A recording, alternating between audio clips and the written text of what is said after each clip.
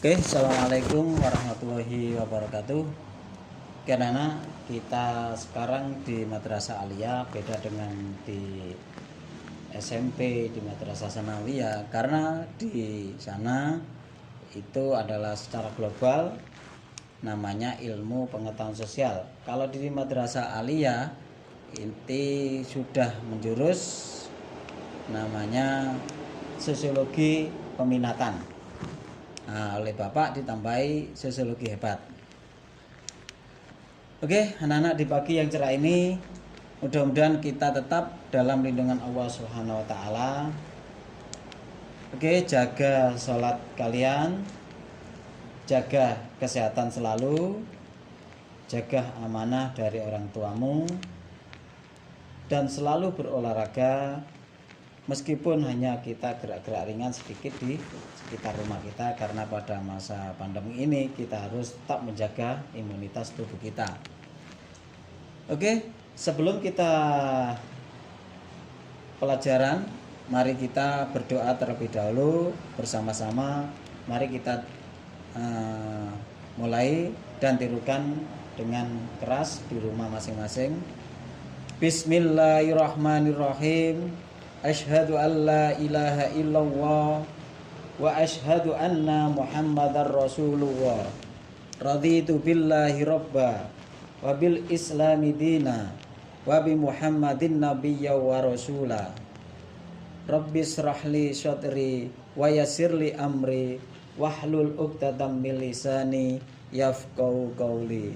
Rabbi zidni ilma warzuqni fahma birahmatika ya arhamar rahimin walhamdulillahi rabbil alamin. Oke, terima kasih. Kita lanjutkan. Oke, anak-anak, ada pepatah mengatakan tak kenal maka tak sayang. Nama Bapak Muhammad Abdul Khairi, SPD MSI, panggil saja Pak Khairi atau Pak Abdul Khair. Alamat saya Jalan Kiai Haji Wahab Hasbuwo nomor 11 Sambung Duku Jombang. Kalau ada sesuatu, anak-anak bisa menghubungi nomor yang tertera di sini 085 101 98 3375. Bila ada masalah dalam pembelajaran, bisa juga lewat email. Mungkin Bapak akan ke depan memberikan tugas dan pengiriman melalui email. Habis ini IG, kemudian Facebook. Nah, kita lanjutkan teknik Bapak dalam belajar sosiologi di Madrasah Aliyah ini. Karena posisi kita adalah posisi belajar dari rumah, maka kita menggunakan e-learning, kemudian menggunakan WhatsApp, menggunakan Google Form, YouTube, kemudian video call.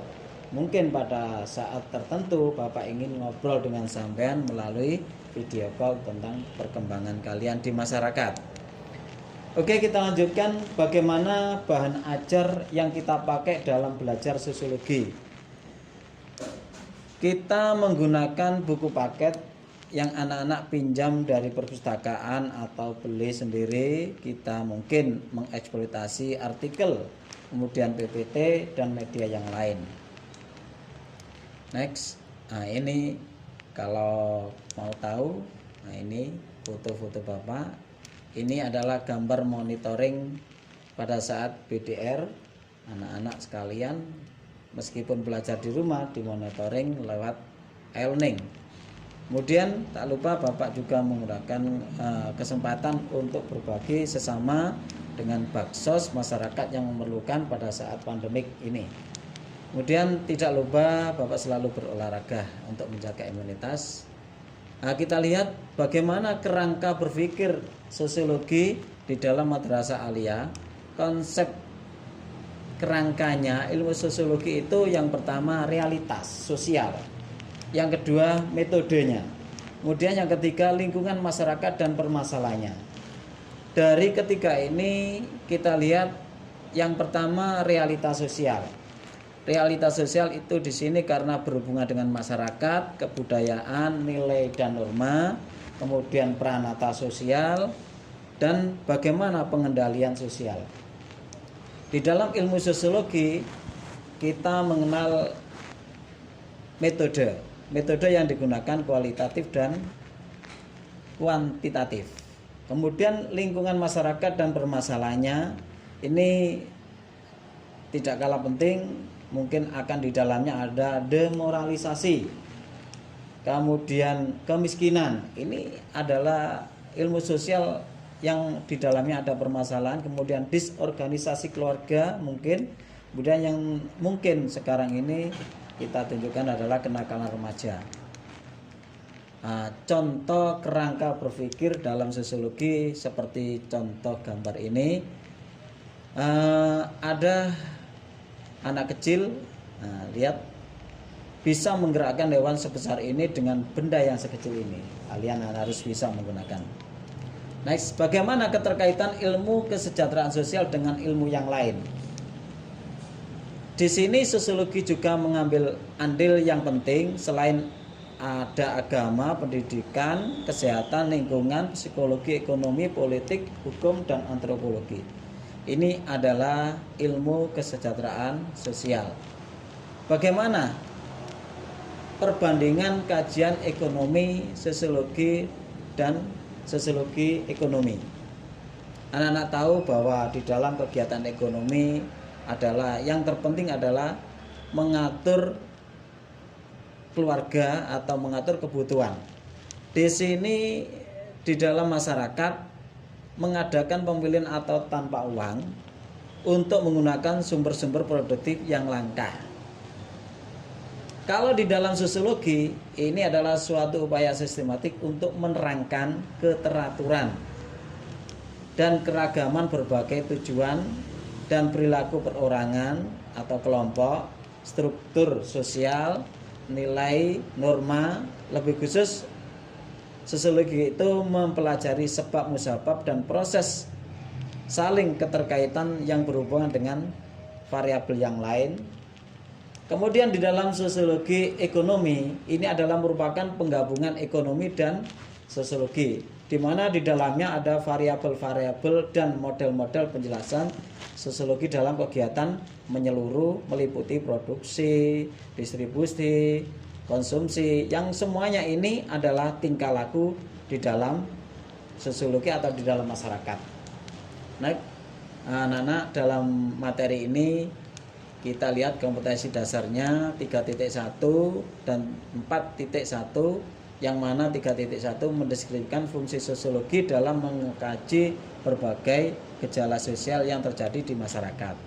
Untuk keterampilannya melakukan kajian, diskusi, dan menyimpulkan fungsi sosiologi dalam memahami berbagai gejala sosial yang terjadi di masyarakat. Nah, dalam kegiatan pembelajaran sosiologi, anak-anak harus bisa mengamati, mampu bertanya, mengeksploitasi dan eksplorasi, mengeksperimen, mengasosiasikan. Kemudian jangan lupa kita sebagai masyarakat harus bisa mengkomunikasikan. Tujuan pembelajaran sosiologi pada pagi hari ini menjelaskan sosiologi sebagai ilmu sosial, kemudian menjelaskan realitas sosial sebagai objek kajian, kemudian menjelaskan kehidupan sosial sebagai objektivitas, yang terakhir mengidentifikasi gejala sosial. Namun pada pagi hari ini kita cukup 2 poin ini saja yang akan kita bahas.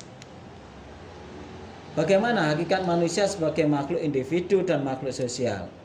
Makhluk individu, bahwa manusia itu memiliki kepribadian yang unik. Dia memiliki penampilan fisik yang berbeda-beda, kemampuannya yang beda, kebutuhannya juga beda, perasaan juga beda. Begitu juga sikapnya satu dengan yang lain.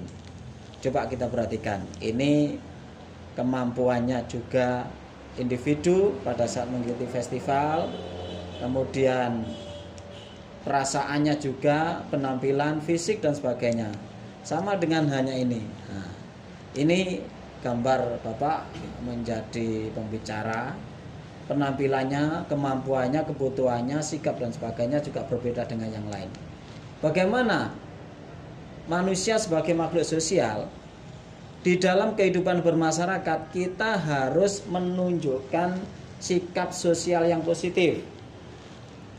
Di mana bentuk sikap sosial yang positif itu bisa kita wujudkan dengan tenggang rasa, kerjasama, dan solidaritas.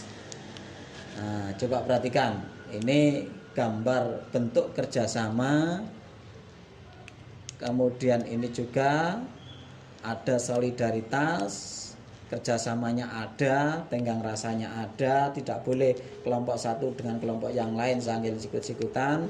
Begitu pula ini seperti ini kerjasama yang membutuhkan tenggang rasa, semuanya mempunyai spesialisasi. Sosiologi sebagai ilmu sosial, kita lihat pengertian menurut Auguste Comte. Ini adalah orang yang pertama kali mencetuskan bahwa ilmu sosiologi adalah ilmu tentang gejala sosial yang tunduk pada hukum alam dan terlalu berubah-ubah di dalamnya. Nah, sekarang kita lihat bagaimana pengertian sosiologi menurut para ahli. Nanti anak-anak bisa mengeksploitasi dalam materi yang lain, dalam buku yang lain. Kalian harus bisa bagaimana menurut Emil Durkheim, kemudian bagaimana menurut Bert Weber, bagaimana menurut Sheila Sumardan dan Sulaiman Sumardi, begitu juga bagaimana menurut Sarjono Sukamto, ini adalah ilmuwan sosiolog dari Indonesia. Kemudian menurut William Carver, ini juga dari Inggris, kemudian Alan Johnson, kemudian George Simmel. Ini coba anak-anak eksploitasi sendiri. Nah, sekarang kita lihat objek dalam mempelajari sosiologi yang mana. Kajiannya ini ada 4. Dalam mempelajari masyarakat sebagai objek, sosiologi itu fokusnya pada 4. Yang pertama, hubungan timbal balik manusia satu dengan manusia lain, hubungan timbal balik individu dengan kelompok, hubungan antara kelompok dengan satu dengan kelompok yang lain. Kemudian yang terpenting adalah proses yang timbul dari hubungan tersebut sehingga ada ekses. Ini adalah objeknya. Kita lanjutkan, sosiologi sebagai ilmu pengetahuan. Kenapa ilmu sosiologi itu sebagai ilmu pengetahuan? Karena apa? Sosiologi bisa dibuktikan dengan empiris, bersifat empiris. Yang kedua, bersifat teoritis, ada kajian ilmunya. Kemudian bersifat kumulatif. Kemudian yang selanjutnya, yang sosiologi itu bersifat non etis. Sekian anak, cukup. Mudah-mudahan penjelasan dari Bapak, anak-anakku bisa mengerti dan memahami. Sebagai umpan balik, tolong anak-anak dibuka link yang sudah diberikan Bapak. Mudah-mudahan pertanyaan bisa dijawab dengan cepat. Batas waktunya sampai jam 2 sore atau jam 14.00. Oke, cukup dari Bapak. Mudah-mudahan kita bisa mengerti dan memahami bab pertama dan perkenalan materi sosiologi. Cukup dari saya, kurang lebihnya mohon maaf. Assalamualaikum.